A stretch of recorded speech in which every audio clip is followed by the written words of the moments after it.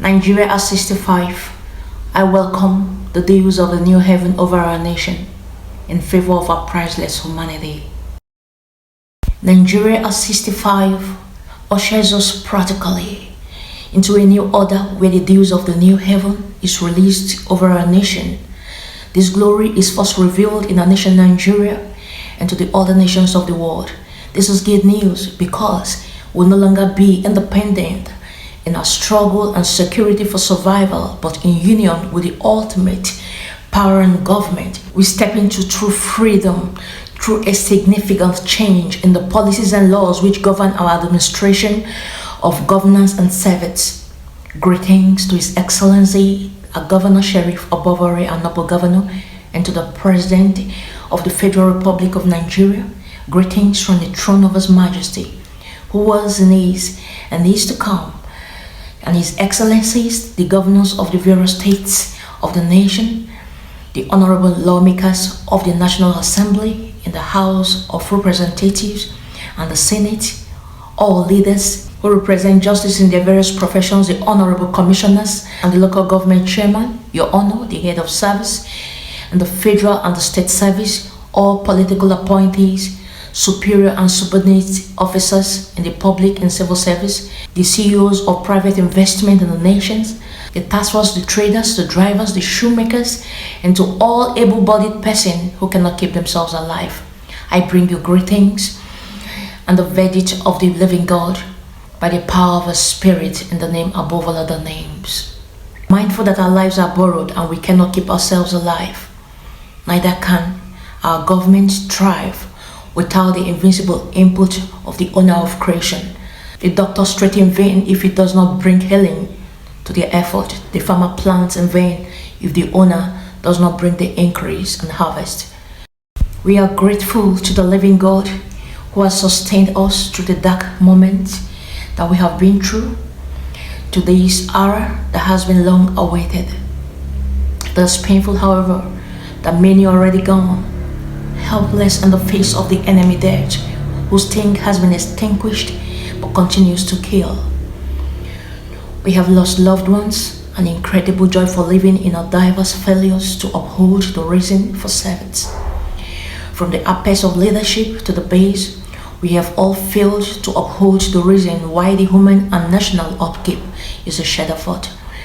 But when we are humble and remorseful to acknowledge our failures, the Lord's mercy triumphs always over judgment.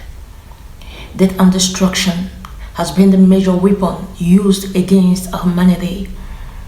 This is because the only condition by which we live to multiply and possess the earth is obedience to the eternal laws of life. The authority of man over the earth and all disorders of this life is recognized in our submission to the laws of the author in Deuteronomy 8:1. We all know that as long as the driver heeds the instruction to fuel his car, he controls his car.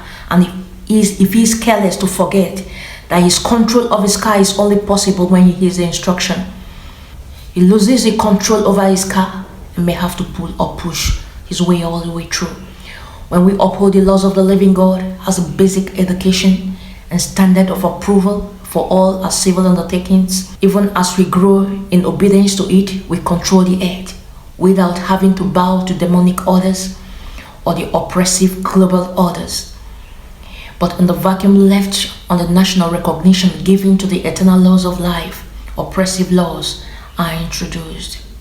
The audacity of kidnappers and gunmen to break into the privacy of men is not bravery, or by the reasons of their strong allies or diverse weapons of destruction. The evil force gain the control over earth and mankind. When the laws of the author is trampled, we are united in our service to dominate. When we relate in respect for one another, in transparency, and every attitude that reveals the person of the living God, aware that what makes God God is nothing but His character. All creation and disorders of life recognizes our authority of control by this standard, since the instructions of the living God are built into creation. We need to be reminded that families centuries ago had their hopes for survival in the fields where they were brutally treated to meet this job. They had no right to quit or dictate the terms of their service to their masters. They reported to work even in their worst state, and no reason except death could keep them from their work. Not even their families were spared from brutality of their masters. They only added to the wealth of their masters, who sold off any member of the family at will. They did not have the right to go to school, to read or to write. Today, we have been delivered from slavery and colonialism, but oppression remains a major symbol of our existence. There is as much terror in our places of duty as there is in the terrorist camp. In the continual fight of some privileged officers to monopolize the activities and resources of their office, awfully, service is greatly abused, and it cannot be denied that we have treated one another worse than the slave masters ever did, in the neglect of the eternal rules for service. For 40 years, the ancient Israel lived without having to render a service for their sustenance. They ate mannas for 40 long years to learn one thing: that man lives not on bread alone, but on every word that is commanded by the living God. It is obvious that we have failed just like the ancient people of Israel. When the first man, Adam, disobeyed the laws of the living God, justice gave the earth with its vast treasures and control to the one he obeyed until redemption in Christ Jesus. There have been a contest over who wins the earth, even though it is legally given to man. We win by the more we give of our services, not just intellectually or materially, but more in our faithfulness and integrity. It is not the volume that will give the matters, but the value. When we serve in transparency, in love, in contentment, the little is bound to multiply and overflow to the multitude. When we're young, we dress ourselves and went to our waist. But when you're old, someone else must have to dress you and make you go where you do not wish to go.